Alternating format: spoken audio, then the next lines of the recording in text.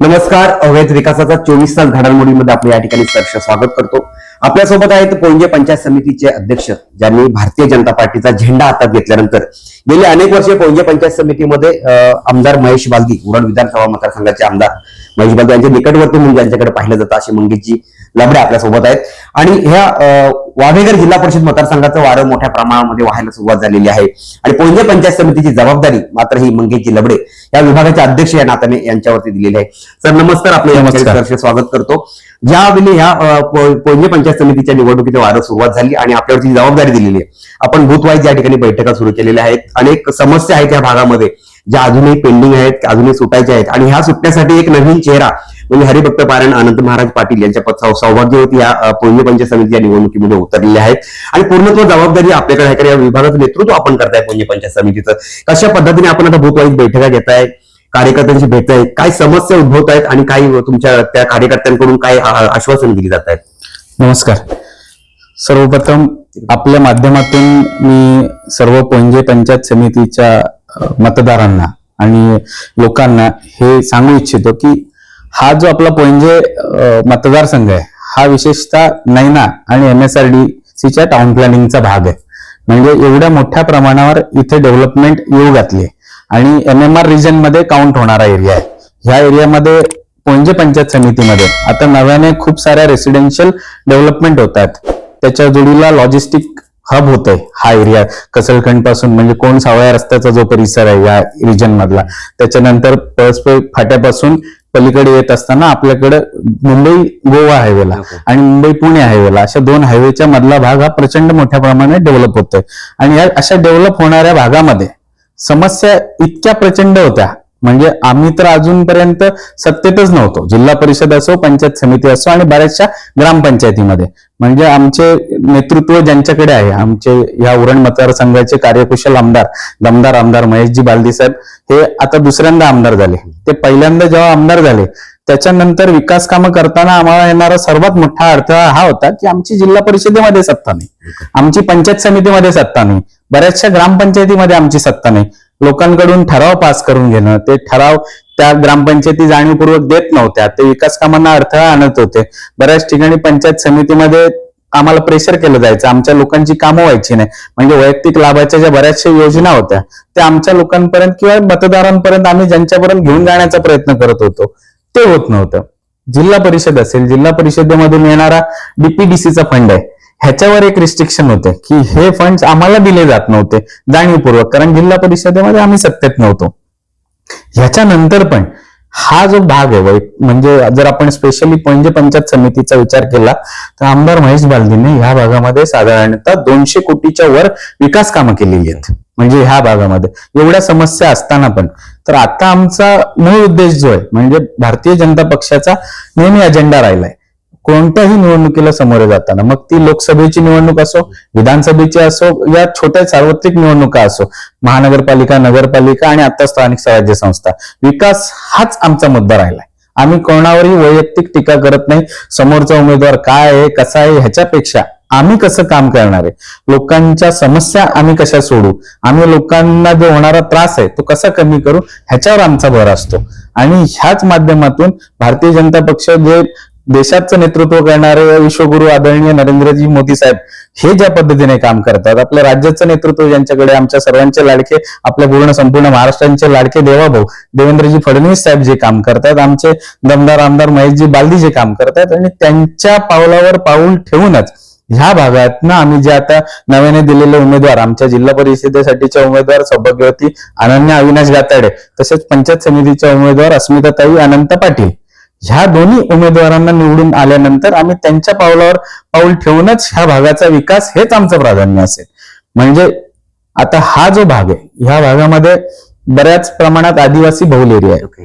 तुम्हाला सांगायला म्हणजे आपण ज्या MMR रिजन मध्ये राहतो त्या MMR रिजन मध्ये राहताना जिथे 32 माळ्याचे उंच उंच टॉवर आज बनतात, जसं गोदरेज आहे, हिरानंदानी आहे, बाजूला वाधवा वॉइस सिटी आहे, पुढे L&T रिअल्टी पण एक मोठा डेव्हलपमेंट प्रोजेक्ट करते, त्याच्यानंतर काही छोटे छोटे प्रोजेक्ट आपल्या आजूबाजूला झालेत, म्हणजे उंच उंच माळ्याच्या बिल्डिंग झाल्यात. त्याच भागामध्ये आज काही आदिवासी भाग आहे ज्यांच्याकडे पिण्याच्या पाण्याची अव्यवस्था आहे, घरं नाहीयेत, रस्ते नाहीयेत, सांडपाणी नाहीये. आणि हा जो डेव्हलपमेंट पासून वंचित राहिलेला भाग आहे हा कोणामुळे राहिलाय? ह्याच्या पूर्वीचे जे सत्ताधारी होते त्यांनी यांना फक्त मतदार म्हणून पाहिले. त्यांच्याकडे मतदानाच्या वेळेला जायचं, पैसे द्यायचे आणि मतं घ्यायची. आदिवासी समाजाला त्यांनी नेहमी मतदार म्हणून पाहिलं. ह्या आदिवासी समाजाच्या उत्कर्षाचा जर कोणी विचार केला असेल तर एकमेव आमदार महेश बालदी, ज्यांनी मागच्या विधानसभेच्या निवडणुकीला कमिटमेंट दिली होती की जर एकही माणूस घरकुलापासून वंचित राहिला तर मी माझं घर विकेन पण त्याला घर बांधून देईल. म्हणजे संपूर्ण माझ्या उरण मतदारसंघामध्ये एकही माणसाला मी कुडामेड्याच्या घरात राहू देणार नाही हा संकल्प ज्या माणसाने केला त्या माणसाच्या विचारातून आम्ही इथे उमेदवार दिले. समितीचे उमेदवार आहे हे पण म्हणजे आमदार महेश बालदींनी जे काही वारसा दिलेला आहे आम्हाला, म्हणजे मोदीजींचा वारसा देवेंद्रजी चालवत आहेत, देवेंद्रजींचा वारसा महेश बालदी साहेब चालवत आहेत आणि त्याच पावलावर पाऊल ठेवून डेव्हलपमेंट ह्याच अजेंड्यावर आमचे दोन्ही जिल्हा परिषदेच्या जे उमेदवार आहेत अनन्याताई असू द्या किंवा पंचायत समितीच्या उमेदवार अस्मिताताई असू द्या, ह्या दोघी पण त्याच अजेंड्यावर काम करणारे. ह्या भागाचा सर्वतोपरी विकास करायचा. आदिवासी वाड्या असतील इकडच्या, त्याच्यानंतर काही खेडोपाडे आहेत ज्यांच्याकडे आजही सांडपाण्याच्या अडचणी आहेत, काही गावांमध्ये आजही 3-3 दिवसच पाणी येतं, अशा समस्या आहेत. बऱ्याच भागांना आजही रस्त्याची अडचणी आहेत. आम्ही तिथे रस्ते पोहोचवण्याचा प्रयत्न केला पण त्या ग्रामपंचायतीने ठराव नाही दिले कारण त्या ग्रामपंचायती विरोधकांच्या हातात होत्या. तर हे जे काही सगळे प्रॉब्लेम्स आहेत हे 100% सोडवण्यासाठी आमचे दोन्ही उमेदवार काम करणार आहेत येणाऱ्या भविष्यामध्ये. दुसरी बाजू अशी आहे की आमचे आमदार साहेब जे आहेत, महेशजी बालदी साहेब जे आहेत, ते पूर्ण काळाची पावलं ओळखून पुढे चालणारा माणूस आहे. म्हणजे आज त्यांनी लोकांमध्ये त्यांची जी प्रतिभा आहे ती बघूनच उमेदवारी दिलेली आहे. डॉक्टर अविनाश गाताडे असतील, डॉक्टर अविनाश गाताडेंनी या पूर्ण विभागामध्ये म्हणजे वावेघर जिल्हा परिषदेचा जो विभाग आहे या विभागामध्ये विभागीय अध्यक्ष म्हणून काम केलंय आणि भारतीय जनता पक्षाचा विभागीय अध्यक्ष म्हणून काम करताना त्यांनी एक प्रकारच्या जिल्हा परिषद सदस्यासारखं काम केलंय. त्यांनी काय केलं की ह्याच्यापूर्वी आमच्याकडे सत्ता नसताना पण आम्ही लोक ज्या वेळेला एखादं विकास काम करायला ठरवायचो तर त्या विकास कामासाठी लागणारे ठराव आणणं, त्या ठराव मिळाल्यानंतर त्याची प्रशासकीय मान्यता घेणं, प्रशासकीय मान्यता झाल्यानंतर टेंडरसाठी फॉलोअप करणं, वर्क ऑर्डर्स घेणं, ती कामं कम्प्लीट एक्झिक्यूट करून घेणं, या सगळ्या कामांमध्ये अविनाशजी गाताडे हे कम्प्लिटली पक्षाच्या वतीने इन्व्हॉल्व होते. म्हणजे जेवढी विकास कामं आमच्या आमदार साहेबांच्या माध्यमातून त्यांच्या निधीतनं झाली ही सगळी एक्झिक्यूट करण्याचं जे श्रेय आहे ते सगळं श्रेय अविनाशजी गाताड्यांना जातं. त्याच्यानंतर मग अनंत महाराज पाटील असतील ज्यांच्याकडे आता पंचायत समितीची उमेदवारी दिली आहे, म्हणजे अस्मिताताईंनी जी उमेदवारी दिली तर त्यांचा पण स्वभाव तोच होता.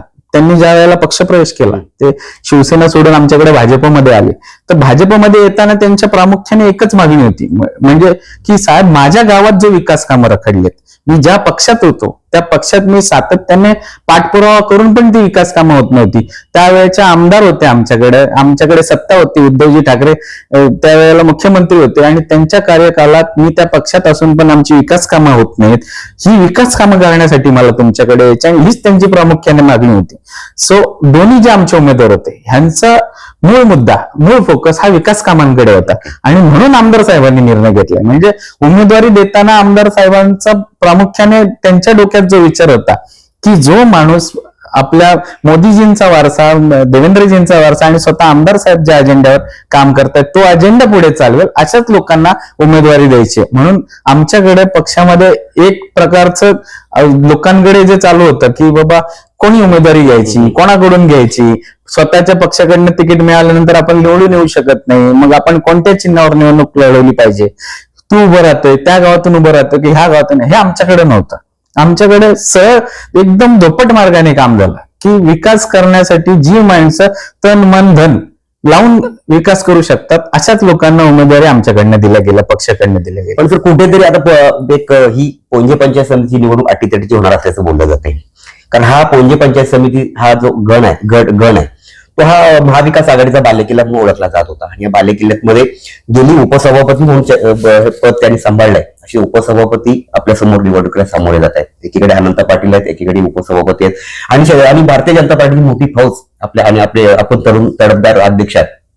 कशा प्रकारे ह्या निवडणुकीकडे मोजक्या ह्याच्याने पाहत आहे? आणि अटीतटीची निवडणूक आहे, हा सगळ्यांचं लक्ष या मतदारसंघाकडे लागलेलं आहे, काय सांगता येईल? 100% तुम्ही म्हणताय ते सर्वांचं लक्ष ह्या मतदारसंघाकडे लागलंच पाहिजे.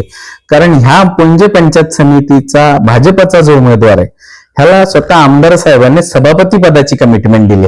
त्याच्यामुळे 100% की जिथून सभापती येणार आहे तर त्या मतदारसंघाकडे 100% लोकांचं लक्ष लागूनच असेल, पूर्ण तालुक्याचं लक्ष की ह्या पर्टिक्युलर मतदारसंघातून ह्या पुंजे पंचायत समिती गणातून आपला सभापती निवडला जाणार आहे. त्याच्यामुळे तुम्ही म्हणते त्याप्रमाणे लक्ष लोकांचं लागलंय. भाजप हा कार्यकर्त्यांचा पक्ष आहे.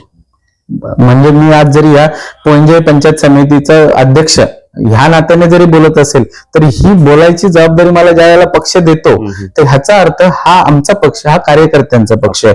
आणि मेरा बूथ सबसे मजबूत हा आमचा फॉर्म्युला आहे. म्हणजे आमचा प्रत्येक बूथ कार्यकर्ता हा ज्या पद्धतीने काम करतोय आता त्या पद्धतीने ही निवडणूक आमच्यासाठी अटीतटीची नाही. आमच्यासाठी ही निवडणूक एक औपचारिकता उरली. म्हणजे आमच्या समोर उमेदवार किती तगडा आहे, तगडा म्हणण्यापेक्षा त्यांना त्यांच्या चिन्हावर निवडणूक लढवता येत नाही. ह्याच्यावरून तुम्ही 3 वेळा ज्यांनी निवडणूक लढवले आणि 2दा जिंकलेत त्यांना त्यांचं चिन्हावर निवडणूक लढवता आली नाही, ह्याच्यातच त्यांची हार आहे. म्हणजे आम्ही तर आमच्यासाठी ती अजिबातच आता तुलना कुठे उरलेली नाही. आमच्यासाठी येणारी 7 तारीख ही औपचारिकता आहे. तर आपल्यासोबत जोडले होते पुंजे पंचायत समितीचे भारतीय जनता पार्टीचे अध्यक्ष मंगेशजी लबडे. उरण विधानसभा मतदारसंघाचे आमदार महेशजी बालदी यांनी केलेल्या विकास कामांच्या जोरावरती हा जो वावेघर जिल्हा परिषद मतदारसंघ हा नक्कीच भारतीय जनता पार्टीच्या ताब्यात जाईल आणि याच्यात बदल होईल. दुसरं म्हणजे ह्या निवडणुकीकडे जे लक्ष लागलेलं आहे, कारण 2.5 वर्षाचा कालावधी ह्या अनंत महाराज पाटील यांच्या ज्या सौभाग्यवती आहेत अस्मिता अनंत पाटील ह्या जर निवडून आल्या, मी सांगितले येणारच आहेत, या निवडून आल्यानंतर 2.5 वर्षाची जी सभापती पदाची जी वर्णी आहे ती मात्र अस्मिताताई यांच्याकडे जाणार आहे असं या ठिकाणी मंगेशजी लबडे यांनी या ठिकाणी सांगितलेलं आहे. सर, आपण आमच्या चॅनलला जोडलात त्याबद्दल पुन्हा आभार आणि धन्यवाद.